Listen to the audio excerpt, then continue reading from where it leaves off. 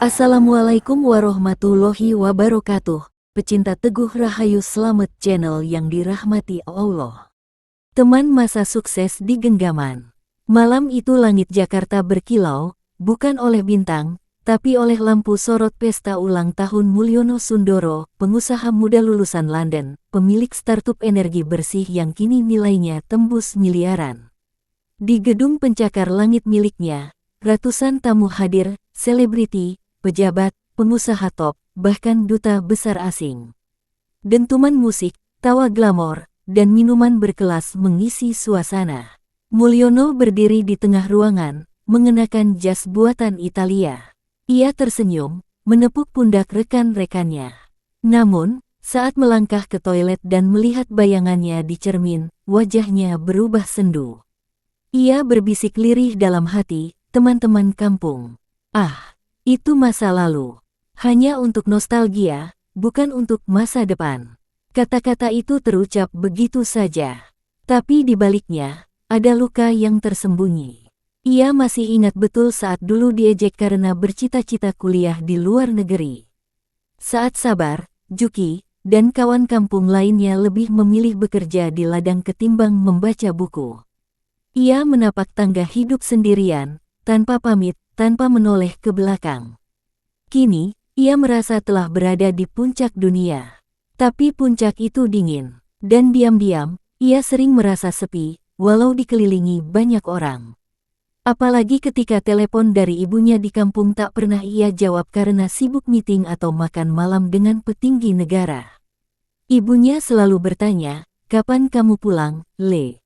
Dan ia selalu menjawab, "Nanti, Bu, nanti kalau ada waktu." Namun waktu itu tak pernah datang. Sementara itu, di kampung halamannya, Sabar dan Juki masih hidup dengan sederhana. Mereka sering berkirim pesan singkat, mengundangnya reuni kampung, acara tasyakuran, hingga gotong royong membangun surau kecil. Tapi Mulyono selalu membaca tanpa membalas. Dalam pikirannya, itu semua tak relevan lagi. Dalam budaya Jawa, ada satu pepatah yang selalu dia lupakan, aja dumeh, elinga sangkan paraning dumadi. Jangan sombong, ingatlah asal dan tujuan hidupmu. Tapi malam itu, Mulyono terlalu sibuk mengukur kesuksesan dengan sorotan kamera, bukan dengan ketulusan hati. Ia tak sadar bahwa semua kemewahan itu hanya ilusi yang akan segera runtuh. Hari-hari Mulyono dipenuhi rapat, presentasi, dan undangan gala dinner. Di ruang kantornya yang mewah, ia dikelilingi lukisan mahal dan wangi aromaterapi yang menenangkan. Namun entah mengapa, setiap malam menjelang tidur, ia merasa sesak. Bukan karena paru-parunya, tapi karena jiwanya terasa kosong. Ia mencoba menghibur diri dengan membuka akun media sosial. Tapi yang ia temukan hanyalah basa-basi dunia, pamer keberhasilan, dan komentar yang palsu. Telepon dari ibunya masuk lagi. Kali ini sudah ke-12 dalam sebulan. Ia tatap layar itu lama, lalu ditekan tombol merah.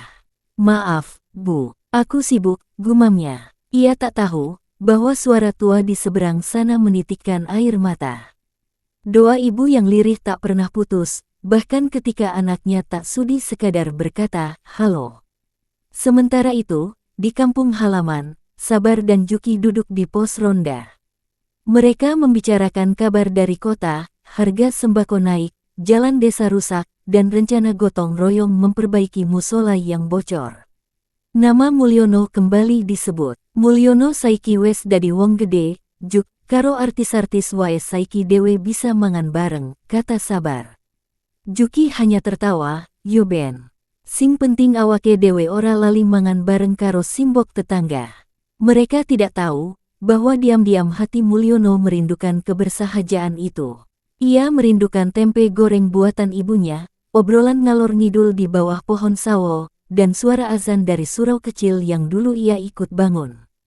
Tapi egonya terlalu tinggi untuk sekadar mengucap salam pulang. Ia telah memilih dunia yang penuh kompetisi, gengsi, dan reputasi. Dunia yang menilai manusia dari seberapa banyak pengikut di media sosial, bukan dari seberapa dalam ia mencintai ibunya. Di balik kemewahan itu, Mulyono lupa bahwa dalam hidup ini ada satu pertanyaan penting yang tidak bisa ditawar, apa yang akan kamu bawa saat ajal datang? Dalam hadis riwayat Muslim disebutkan, jika anak Adam mati, maka terputuslah amalnya kecuali 3 perkara, sedekah jariyah, ilmu yang bermanfaat, dan anak saleh yang mendoakannya. Dan malam itu, tak ada satupun dari 3 perkara itu yang ia siapkan dengan sungguh-sungguh. Ia terlalu sibuk membangun pencitraan, lupa membangun hubungan. Terlalu sibuk mempercantik CV, lupa menyentuh hati orang-orang terdekatnya. Dan perlahan, alam bawah sadarnya mulai memberontak. Ia mulai dihantui mimpi aneh, berjalan di jalan setapak yang asing, sendirian, lalu bertemu wajah-wajah kampung yang menatapnya tanpa bicara, tapi penuh makna. Namun seperti biasa, Mulyono mengabaikan semua itu. Ia percaya, uang dan status sosial bisa membeli segalanya. Padahal tidak. Satu siang yang terik, Mulyono berdiri di hadapan para investor. Ruangan dingin dengan desain futuristik, tapi napasnya mulai tak teratur. Kata-kata yang biasa mengalir lancar dari lisannya, kini tersendat. Pandangannya kabur, tangannya gemetar, dan tubuhnya ambruk ke lantai, mengejutkan semua orang. Serangan jantung. Ambulans datang terlambat 2 menit. Ia sempat tak sadarkan diri. Dalam 2 hari koma, jiwanya mengembara. Dalam mimpi yang tak bisa disebut sekadar bunga tidur, Mulyono melihat dirinya terbujur kaku. Bukan di rumah sakit, tapi di tengah kampung. Wajah-wajah itu hadir. Sabar, Juki, Pak Lurah, ibu-ibu tetangga. Semua menangis. Jenazahnya digotong bukan oleh kolega, bukan artis yang pernah selfie dengannya, bukan pejabat yang dulu salaman saat dia menerima penghargaan, tapi oleh tangan-tangan kasar penuh tulus dari orang-orang desa yang dulu ia tinggalkan. Ia melihat ibunya duduk di sudut, memeluk kain kafan sambil bersalawat. Nak, akhirnya kamu pulang. Dan di sela tangis mimpi itu, terdengar lantunan ayat yang menggetarkan. Kulu nafsin zaikatul maut. Tiap-tiap yang berjiwa akan merasakan mati. Quran Surat Ali Imran, 185. Ia terbangun dengan peluh dingin dan suara tangis lirih yang tak bisa ia jelaskan. Bukan karena sakit, tapi karena takut. Takut kalau semua itu adalah peringatan yang selama ini ia abaikan. Ia ingat lagi kata-kata gurunya di masa kecil, wong pinter iku sing iso ngerti kapan kudu sujud lan kapan kudu mudun saka awang-awang. Orang yang benar-benar bijak adalah yang tahu kapan harus sujud, dan kapan harus turun dari langit kepongahan. Sejak saat itu, ada yang berubah di wajah Mulyono. Ia mulai diam, lebih sering merenung di balik jendela kantor. Makanannya mulai sederhana. Ia mengurangi pesta, menolak undangan tanpa makna. Rekan kerjanya mulai bertanya, "Lu kenapa, Yo? Sakit ya?" Ia hanya senyum dan berkata, "Aku sedang belajar sehat, sehatkan hati." Setelah berpikir beberapa hari, ia membeli tiket ke kampung. Tak memberi tahu siapapun, termasuk ibunya. Ia ingin kejutan. Tapi lebih dari itu, ia ingin menemui dirinya yang dulu. Diri yang pernah jujur, sederhana, dan penuh cinta. Kereta api berjalan pelan menembus sawah, gunung, dan kenangan. Di balik kaca, Mulyono menangis. Bukan karena sedih, tapi karena rasa malu. Malu karena ia baru sadar, yang setia padamu bukan mereka yang datang saat kamu berjaya, tapi yang mendoakanmu ketika kamu lupa jalan pulang. Langkah kaki Mulyono terasa asing saat menyusuri jalan tanah yang dulu akrab di masa kecilnya. Debu menempel di sepatu kulit mahalnya, tapi ia tak peduli. Rumah ibunya masih sama, kayu jati tua, cat mengelupas, dan halaman dengan pohon mangga yang ia tanam saat SD. Ia mengetuk pelan. Tak ada jawaban. Tapi suara pintu yang terbuka otomatis sudah cukup membuatnya tercekat. Ya Gusti, ya Allah, anakku, no, benarkah ini? Ibunya berdiri terpaku. Matanya berkaca-kaca. Tak sempat berkata banyak, ia langsung memeluk anaknya. Pelukannya seperti pelukan bumi pada benih yang sempat tercerabut. "Ibu, maaf aku lama nggak pulang." Air mata itu pun tumpah. Bukan karena sedih, tapi karena syukur. Mulyono merasakan sesuatu yang tak pernah ia temukan di pesta ulang tahun manapun, ketulusan. Sore itu, kabar kedatangan Mulyono cepat tersebar. Sabar datang duluan, disusul Juki. Mereka tak banyak tanya, hanya menepuk bahunya sambil berkata, "Akhirnya kamu Eling." Mulyono mengangguk, menahan haru. Beberapa hari tinggal di kampung membuka mata batinnya. Ia melihat anak-anak belajar mengaji di surau yang bocor. Pemuda pengangguran duduk di warung, bingung arah hidup. Tapi mereka menyambutnya bukan dengan cemburu, melainkan antusiasme. "Mas Mulyono wes bali. Sing pinter kiyo koyo ngene iki, ora lali kampung asal." Dalam diam, Mulyono merasa ditampar. Ia yang dulu merasa terlalu besar untuk kampung ini, kini justru merasa terlalu kecil untuk cinta yang diterimanya.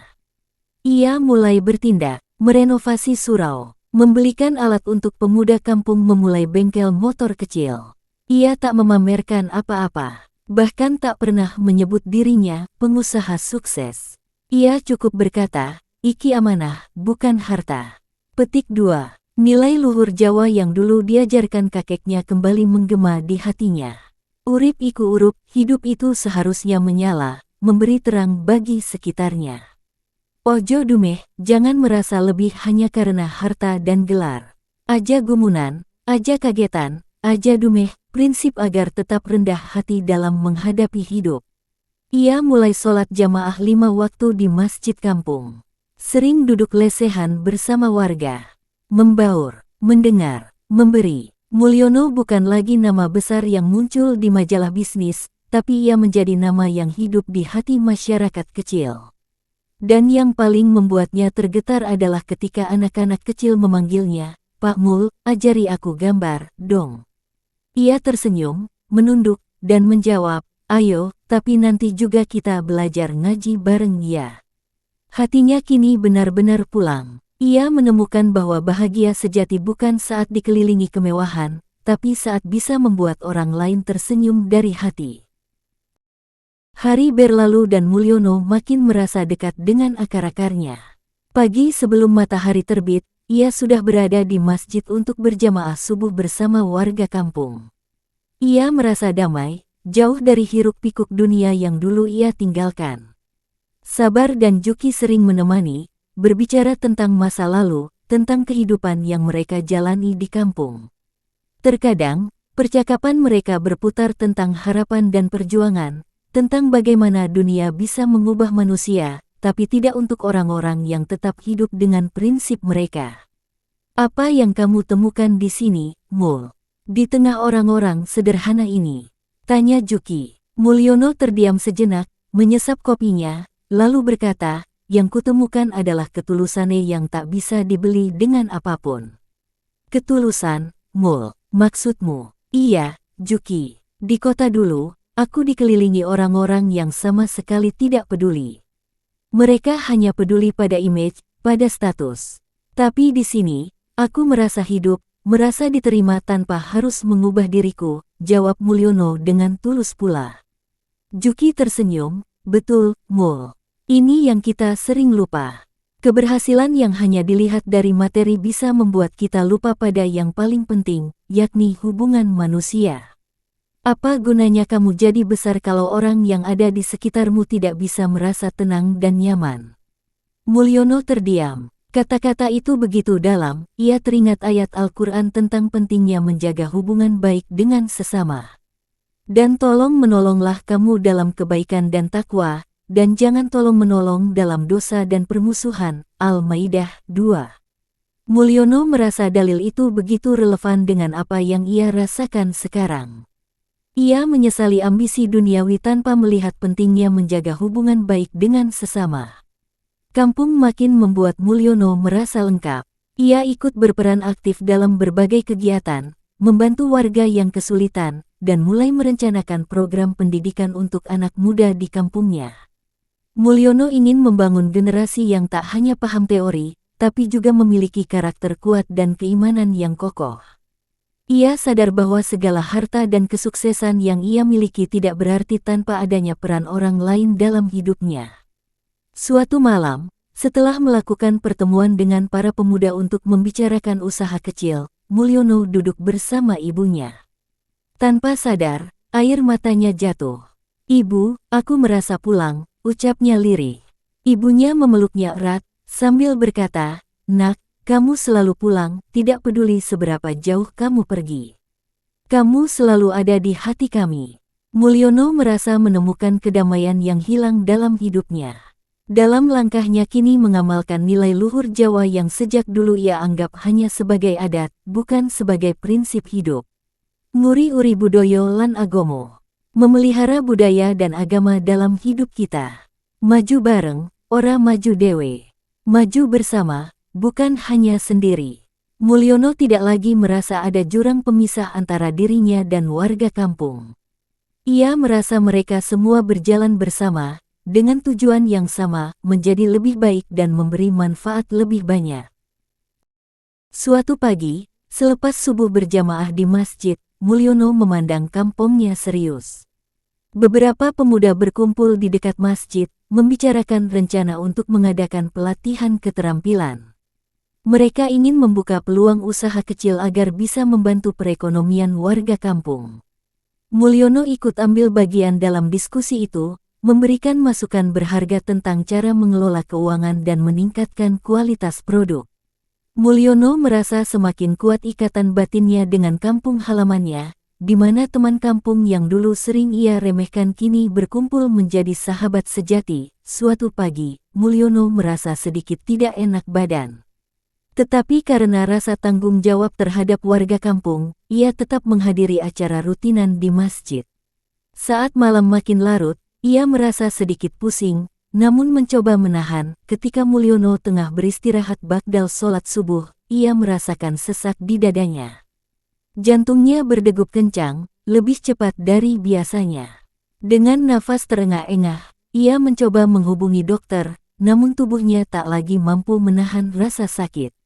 Mulyono terjatuh, dan sekejap dunia gelap menyelimutinya, ia ditemukan tak sadarkan diri. Warga kampung langsung bertindak cepat. Sabar, Juki, dan beberapa lainnya segera membawanya ke rumah sakit terdekat. Namun, takdir berkata lain. Mulyono menghembuskan nafas terakhirnya sebelum sempat sampai ke rumah sakit. Saat pemakaman tidak ada seorang pun dari teman-teman elitnya yang hadir. Mereka yang dulu bergaul dengannya dalam suka, yang pernah menganggapnya sebagai bagian dari lingkaran atas, tidak tampak satu pun hadir. Mereka sibuk dengan urusan dunia mereka yang tak pernah berakhir. Jenazah Mulyono diangkat dengan penuh ketulusan oleh mereka yang selalu ada untuknya, teman-teman kampung yang ia pernah remehkan. Sabar, Juki, warga kampung, dengan penuh keikhlasan, mengangkat jenazah Mulyono menuju liang lahat. Air mata mereka menetes, tetapi di balik itu ada senyum tulus karena Mulyono telah menunjukkan perubahan besar dalam dirinya. Ia telah pulang ke asalnya, ke tempat yang selama ini ia abaikan. Sabar menatap jenazah sahabatnya, dan dengan suara berat ia berkata, "Elit kota mungkin mengantarmu ke puncak kesuksesanmu, tapi kami yang mengantarmu ke liang lahat."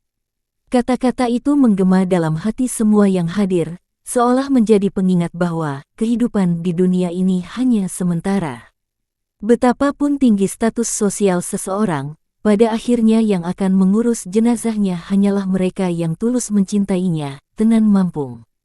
Dalam keheningan itu, Juki menambahkan, Mulyono telah menunjukkan pada kita semua bahwa yang paling penting dalam hidup ini bukanlah apa yang kita miliki, tetapi siapa yang kita cintai dan yang peduli pada kita. Para teman suka, tak ada yang hadir. Pemakaman Mulyono berlangsung dengan penuh kesederhanaan. Tanah kampung yang dulu sering ia hindari kini menjadi tempat peristirahatan terakhirnya. Meski banyak yang datang memberi penghormatan terakhir, tidak tampak satu pun wajah teman-teman elit yang dulu mengelilinginya. Warga kampung yang telah lama ia tinggalkan justru memberikan kesan yang jauh lebih mendalam. Setelah prosesi pemakaman selesai, Sabar, Juki, dan beberapa warga kampung lainnya duduk di sekitar makam. Masing-masing tenggelam dalam pikirannya, merenungkan perjalanan hidup Mulyono yang telah berakhir. Air mata mengalir di pipi mereka, namun mereka juga merasakan kedamaian dalam hati, karena mereka tahu, Mulyono telah memilih jalan mulia meski ia baru menyadarinya terlalu terlambat. Siapa sangka, Mulyono yang dulu sangat sibuk dengan dunia luar, akhirnya memilih untuk kembali ke kampung ini. Kampung yang dulu sering ia tinggalkan demi mengejar ambisi, ujar Sabar pelan, suaranya penuh haru. Tapi dia akhirnya pulang untuk selamanya, dan itu adalah keputusan yang luar biasa. Dia akhirnya mengerti bahwa dunia ini hanya sementara, dan yang terpenting adalah bagaimana kita berbuat baik kepada sesama. Juki mengangguk, ya, Mulyono telah menunjukkan bahwa sukses yang sejati bukanlah tentang memiliki banyak uang atau jabatan tinggi, tetapi tentang memberi manfaat bagi orang lain. Dan itulah yang dia lakukan di akhir hidupnya. Warga kampung yang hadir pun ikut berbicara. Mulyono telah mengajarkan kita tentang makna sejati dari hidup, bahwa kita tidak boleh melupakan asal-usul kita, dan bahwa hidup kita seharusnya memberikan kebaikan untuk orang lain, bukan hanya untuk diri sendiri. Mereka semua sepakat, meski Mulyono telah pergi, warisannya tetap hidup di hati mereka. Nilai-nilai yang ia tanamkan dalam membangun kampung dan memberikan manfaat bagi sesama akan terus menjadi kenangan yang abadi. Dan meski ia tak sempat merasakan betapa berartinya keputusan untuk kembali ke kampung, para warga tetap berterima kasih atas perubahan besar yang ia bawa. Satu hal yang saya pelajari dari Mulyono, kata Sabar dengan tegas, adalah pentingnya menjaga hubungan yang tulus. Teman-teman dari kota mungkin bisa memberi kita fasilitas, tapi hanya mereka yang kita kenal sejak lama, yang selalu ada untuk kita, yang akan menjadi orang yang mengurus kita ketika kita pergi ke tempat ini. Mereka semua terdiam sejenak, merenungi kata-kata Sabar yang penuh makna. Bahkan dalam kesedihan, mereka menemukan sebuah pelajaran berharga tentang kehidupan, tentang siapa yang sebenarnya memiliki peran paling penting dalam hidup kita. Sabar dan Juki memutuskan untuk melanjutkan pekerjaan yang sudah dimulai Mulyono. Membantu pemuda kampung untuk membuka usaha kecil, merawat masjid yang telah direnovasi, dan terus menjaga hubungan baik antar sesama.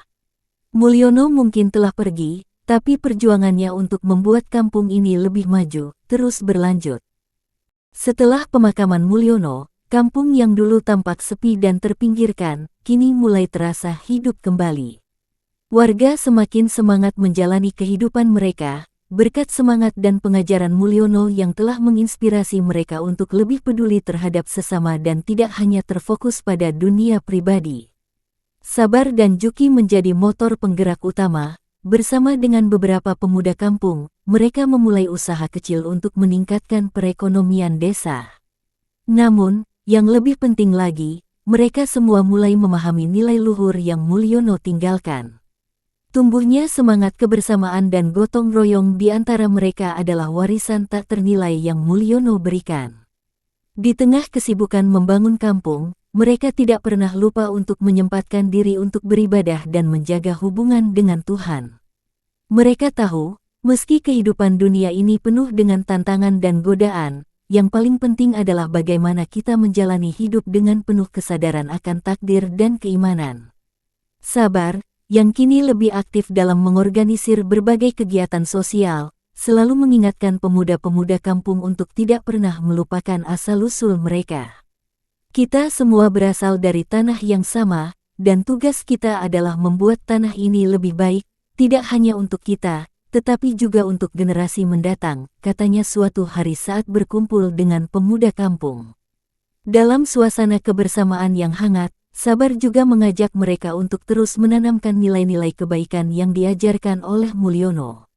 Mulyono mungkin telah meninggalkan kita, tetapi dia tidak benar-benar pergi. Apa yang dia ajarkan, apa yang dia perlihatkan, akan tetap hidup dalam diri kita selama kita terus berjalan di jalan yang benar, ujarnya. Di tengah perubahan yang terjadi, warga kampung mulai merasakan bahwa hidup mereka lebih bermakna. Masjid yang semula usang kini terlihat lebih hidup, dengan jamaah yang semakin banyak datang untuk beribadah. Pemuda-pemuda yang dulu bingung mencari arah hidup kini menemukan jalan mereka. Usaha kecil yang didirikan bersama mulai berkembang, memberikan harapan baru bagi mereka yang sempat merasa pesimis tentang masa depan. Mulyono mungkin tidak sempat melihat hasil dari perubahan besar yang ia bawa ke kampung ini, namun tidak ada yang meragukan bahwa perjuangannya tidak sia-sia. Bahkan dalam kesederhanaan, ia telah membuktikan bahwa perubahan sejati dimulai dari diri sendiri dan dari tempat yang sering kita anggap remeh, kampung halaman.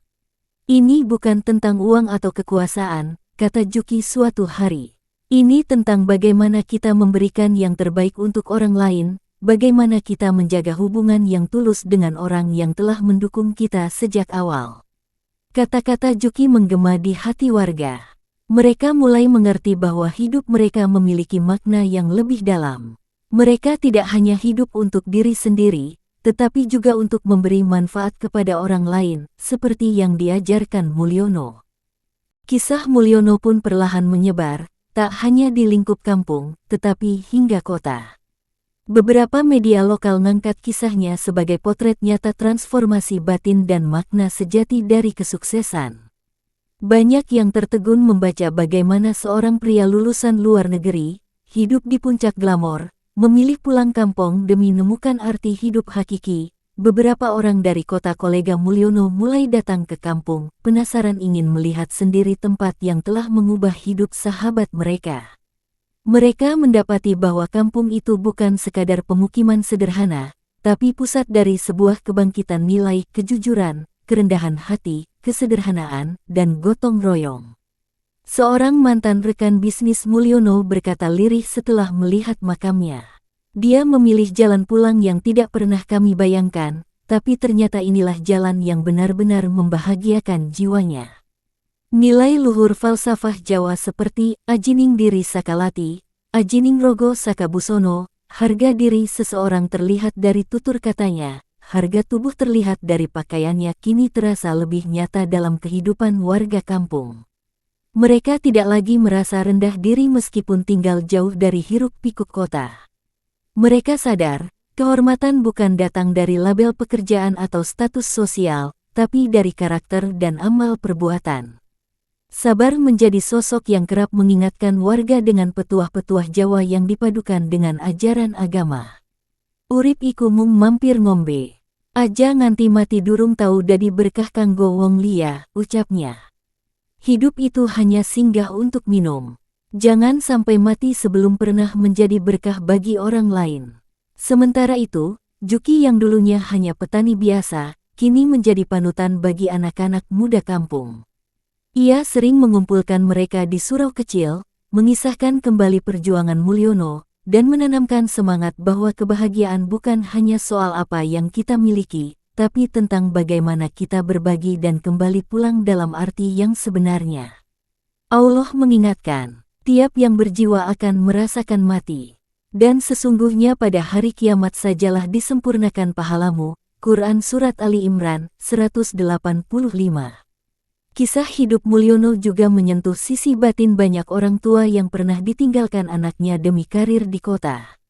Mereka mulai menanam harapan baru agar anak-anak mereka kelak akan pulang, bukan hanya fisik, tapi juga jiwanya, pulang untuk menyatu kembali dengan cinta, kasih sayang, dan nilai luhur yang sering kali terkubur oleh ambisi duniawi. Pada tahlil 7 hari wafatnya Mulyono, yaitu Ibad berpesan, Allahu yarhamhu. Mulyono telah pergi, tapi ia meninggalkan jejak yang membuat kampung ini hidup kembali. Ia pergi, tapi meninggalkan cahaya. Kini, kampung itu tidak lagi sama. Ia menjadi kampung yang tercerahkan, bukan karena kemewahan atau pembangunan fisik, tapi karena nilai hidup yang menyatu dalam diri warganya. Mulyono telah menunjukkan bahwa pulang bukanlah kekalahan, tapi kemenangan spiritual yang sejati. 7 hari setelah kepergian Mulyono, warga kampung berkumpul di langgar kecil yang kini direnovasi olehnya sebelum wafat. Doa-doa mengalun hikmat, air mata jatuh tanpa suara. Sabar, dengan suara lirih namun mantap, memimpin tahlil, sementara Juki duduk di sampingnya, memegang tasbih warisan dari Mulyono. Di tengah malam itu, suasana terasa khusyuk. Beberapa pemuda yang dulu acuh terhadap kegiatan kampung kini rutin hadir ke masjid. Ibu-ibu yang dulu enggan ikut pengajian kini lebih aktif. Semua seakan bangkit karena satu nama, Mulyono. Bukan karena kekayaannya, tapi karena hatinya. Sabar berdiri di depan para warga, suaranya bergetar. Kita telah kehilangan orang besar, tapi jangan biarkan semangatnya ikut terkubur. Mulyono telah menunjukkan bahwa yang terpenting dalam hidup ini bukan siapa kita di mata dunia, tapi siapa kita di hadapan Tuhan dan sesama. Petik 2. Ia lalu mengutip sabda Nabi Muhammad SAW. Sebaik-baik manusia adalah yang paling bermanfaat bagi manusia lainnya. Hari Ahmad, warga pun mulai menyusun program kampung, seperti koperasi rakyat, pelatihan kerja untuk pemuda, serta kelas mengaji dan literasi. Semua terinspirasi dari nilai luhur yang ditinggalkan Mulyono. Seorang anak muda berkata dengan mata berbinar, "Aku ingin seperti Mas Mulyono, sukses, tapi tetap pulang." Petik 2. Nilai-nilai seperti, nerimo ing pandum, menerima takdir dengan ikhlas dan, ojo dumeh, jangan sombong kembali digaungkan. Kampung menjadi oase spiritual di tengah dunia yang kian individualis. Juki, yang kini menjadi koordinator pembangunan kampung, mengatakan dengan tegas, "Kita tidak boleh hanya mengenang Mulyono dalam doa. Kita harus teruskan cita-citanya. Karena orang baik itu tidak mati, mereka hidup dalam amal yang terus mengalir." Petik 2. Kematian Mulyono menjadi pintu gerbang bagi perubahan besar. Kampung yang dulu dianggap tertinggal, kini menjadi sumber inspirasi banyak desa lain. Bahkan beberapa tokoh dari luar daerah datang untuk belajar bagaimana komunitas ini bisa bangkit hanya dengan semangat kebersamaan dan cinta akan akar budaya.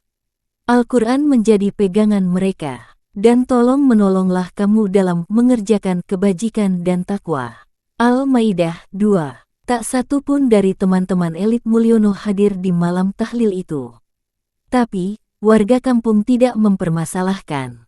Karena mereka tahu, Mulyono telah memilih untuk pulang bukan demi dipuja, tetapi untuk mengabdi. Dan pengabdian yang tulus tidak pernah membutuhkan tepuk tangan. Seorang kakek tua berkata sebelum pulang dari tahlil, "Anak itu hebat, dia bukan hanya pulang membawa uang, tapi membawa ruh yang menyalakan kampung ini." Petik 2. Dan memang, sejak kepergian Mulyono, kampung itu seakan tak pernah gelap. Lampu-lampu menyala, hati warga saling terhubung, dan langit malam terasa lebih hangat. Semua tahu, itu karena ada satu ruh mulia yang kini menyatu dengan tanah kampungnya, menyatu dengan harapan yang dulu pernah ia tinggalkan, lalu ia peluk kembali. Waktu berjalan, tetapi kisah Mulyono tak lekang. Setiap kali warga menyebut namanya, bukan gelar atau kekayaannya yang dibahas, melainkan perubahan yang ia bawa, dari keangkuhan menjadi ketulusan, dari pergaulan elit menuju akar budaya yang membumi. Ia telah memilih jalan pulang, bukan hanya secara fisik, tapi spiritual. Di salah satu sudut masjid yang ia bangun, terukir sebuah tulisan. "Urip iku urup iku madangi, ojo mung madangi awake dewe." Hidup itu menyala, menyala itu memberi terang, jangan hanya menerangi diri sendiri. Tulisan itu menjadi mantra perubahan. Anak-anak muda kini tak malu kembali ke kampung, membangun dari dalam. Para perantau yang dulunya gengsi mulai rutin pulang. Mereka berkata, "Kalau Mulyono saja bisa menemukan, kenapa kita tidak?" Maka ingatlah, merasa seelit apapun kalangan teman gaulmu, tetap teman kampungmu yang mengangkat jenazahmu.